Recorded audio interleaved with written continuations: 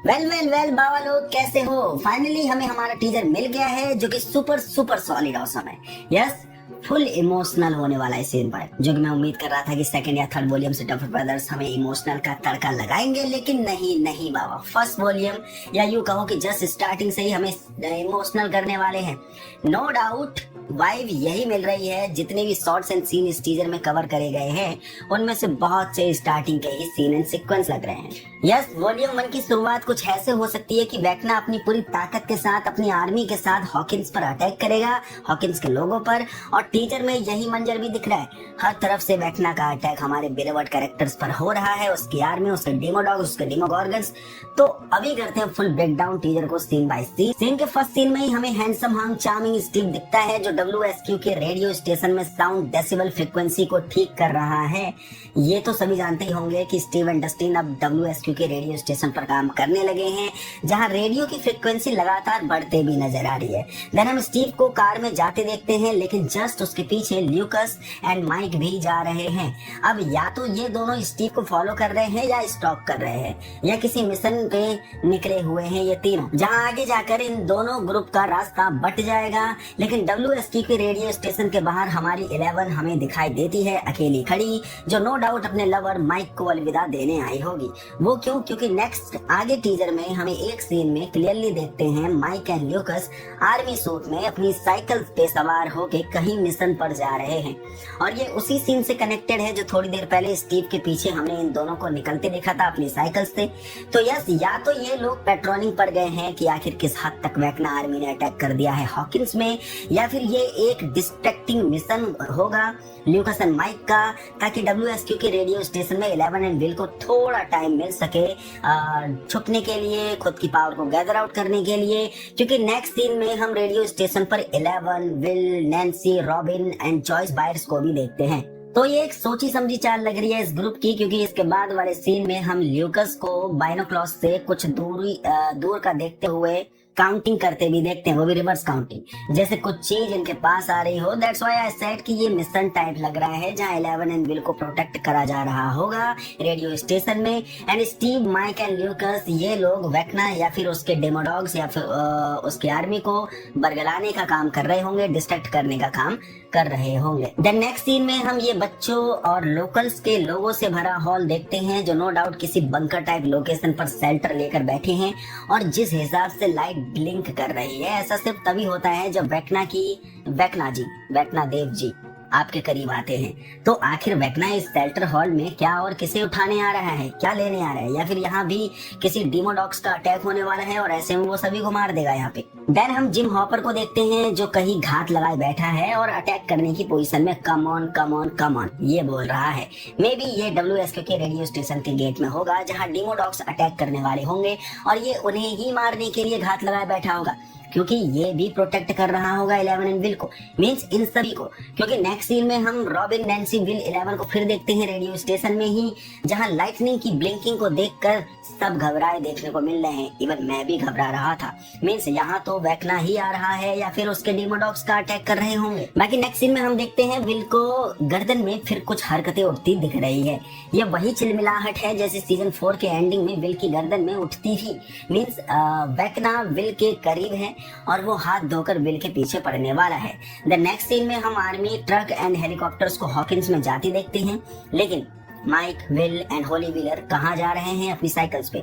ये कहीं वॉल्यूम 1 का जस्ट स्टार्टिंग का सीन तो नहीं है, जहां से हमें सीन 5 की स्टार्टिंग होते दिखेगी और हॉकिंस पे आर्मी आती दिखेगी और ये तीनों बस यूं ही रैंडम रोमिंग पर निकले पड़े हैं। बाकी नेक्स्ट सीन में हम हॉकिंस लैब के पास आर्मी बेस कैंप देखते हैं और खासकर लैब को स्पेशल निगरानी में भी रख रखा है, जहां बहुत बड़ा अपसाइड डाउन और रियल वर्ल्ड के बीच का गेट भी देखने को मिल रहा है, जहां वेक्ना का लार्वा हमें पूरे एंट्री गेट यानी एंट्रेंस पे देखने को मिल रहा है। यस, यही वो मेन गेट होने वाला है जहां से वेक्ना हॉकिंस में एंट्री लेगा, क्योंकि आगे एंड ऑफ द टीजर में हमें वेक्ना एंट्री लेते भी दिख रहा है, वो भी इसी गेट से, जो कि अपने लार्वा को चीरते हुए आगे बढ़ रहा है। तो मे बी ये वही लैब का सीन हो सकता है। बाकी नेक्स्ट सीन में हम एडी की ग्रेव भी देखते हैं। यस, ये काफी इमोशनल मोमेंट था मेरे लिए, लेकिन बिग क्वेश्चन मार्क स्टिल यही है कि क्या एडी वाकई में मारा जा चुका है। देखो, आई डोंट नो, क्यों वाइब आ रही है कि एडी कहीं ना कहीं अपसाइड डाउन में फंसा हुआ है, जो एच कैमियो हमें देखने को मिल सकता है। सीजन 4 का एडी बेस्ट कैरेक्टर रहा है मेरा, इसकी वापसी होनी चाहिए बाबा। बाकी नेक्स्ट सीन में हम मैक्स को हॉस्पिटल बेड पर लेटे हुए देखते हैं, जहां ल्यूकस उसका हाथ पकड़कर इमोशनल मोमेंट शेयर कर रहा है। And fuck me hello, it's really heart warming moment for me.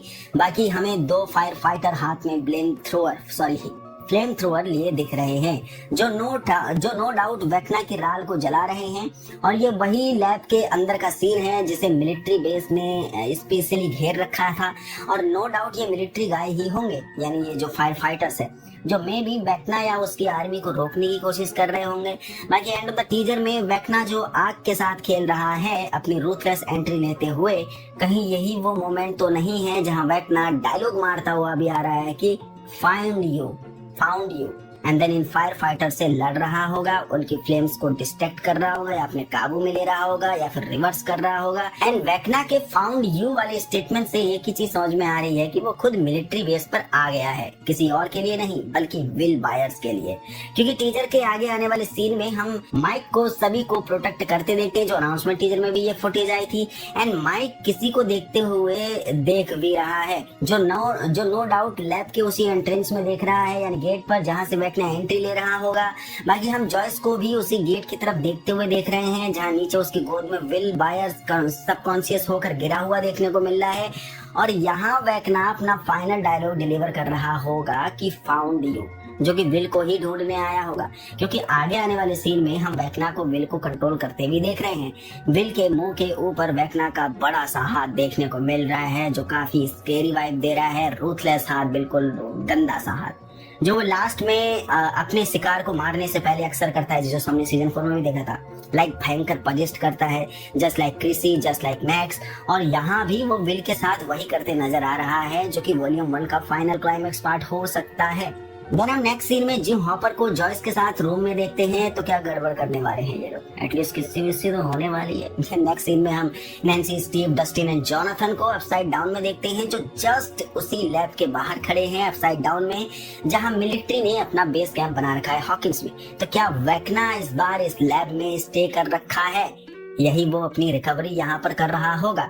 जैसे सीजन 4 की एंडिंग में उसे बुरी तरीके से आग से झुलसा कर या फिर घायल कर दिया था इन लोगों ने। और अगेन ये चारों वेक्ना से यहाँ लड़ने आए होंगे, लेकिन यहाँ होने वाली है एक बिग ट्रेजेडी। इन चारों में से कोई तो मरने वाला है, या यूं कहो कि कोई एक सैक्रिफाइस करने वाला है। और मुझे गट फील हो रहा है कि ये कोई और नहीं, अपना जॉनथन भाई होने वाला है। तभी ये सीन भी समझ में आता है, जहां नैन्सी एंड जॉनथन एक लास्ट फेयरवेल टाइप मीटिंग कर रहे हैं। दोनों इमोशनल हैं, जैसे जॉनथन नैन्सी से समझा रहा होगा या कहने वाला होगा कि तुम जाओ, अपना ख्याल रखना, विल का ख्याल रखो, यानी मेरे भाई का ख्याल रखो, मैं यहाँ इन्हें रोकने की कोशिश करता हूँ, इन्हें रोक के रखता हूँ जब तक के लिए। जो कि आगे सीन में हम जॉनथन एंड नैन्सी को यहाँ ऊपर वेक्ना की मैजिकल राल को उलट फेर होते हुए भी देख रहे हैं। तो ये शायद वही मोमेंट होगा जब वेक्ना एक्चुअली दोबारा से पैदा हो रहा होगा, यानी इसके अंदर वो अपने आप को रिकवरी कर रहा होगा, और जब ये लोग गए होंगे पर अपना वेक्ना पैदा हो जाएगा फिर से। और यहाँ जॉनथन, नैन्सी एंड बाकी लोगों को बचाने के लिए वेक्ना को रोकने की कोशिश करेगा, ताकि इन्हें कुछ और टाइम मिल सके छुपने के लिए, यहाँ से भागने के लिए। देन डस्टिन को स्टीव के गले से बिखर के रोते हुए भी देखते हैं हम, जो नो डाउट अपसाइड डाउन में ही जॉनथन की डेथ सीन को देखकर एडी की डेथ सीन भी रिकॉर्ड हो गई होगी उसकी, क्योंकि वो भी अपसाइड डाउन में मरा था और ये भी अपसाइड डाउन में मर रहा है। बाकी नेक्स्ट सीन में हम नैन्सी के हाथ में खून देखते हैं और भयंकर बुरी तरीके से रो भी रही है ये, जो मे बी जॉनथन का ही खून हो सकता है अगर वो मरा है तो। मे बी जॉनथन वेक्ना या फिर डेमोगोर्गन से लड़ते वक्त ब्लीड हो गया होगा, घायल हो गया होगा, और नैन्सी ने कोशिश करी होगी उसकी ब्लीडिंग को रोकने के लिए, तभी शायद ये हाथ में ब्लड देखने को मिल रहा है। बाकी विल की आंख में भी आंसू देखने को मिल रहे हैं, जो नो डाउट अपने बड़े भाई जॉनथन की डेथ के बाद ग्रीव में होगा। तो शायद स्टीव नहीं